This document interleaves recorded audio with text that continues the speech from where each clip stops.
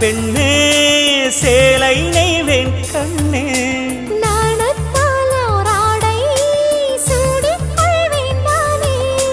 பாயாகும் அடி சொல்லாதே பஞ்சணி புதையல் ரகசியமே சாய்ந்தாடும் சங்கில் துளி பட்டாலும் முத்தாகிடும் முத்துண்டே செம்பூவே பூவே உன் மேகம் நான் வந்தால் ஒரு வழி உண்டோ மன்னவன் விரல்கள் பல்லவன் ஒளியோ படை கொண்டு நடக்கும் மன்மத சிலையோ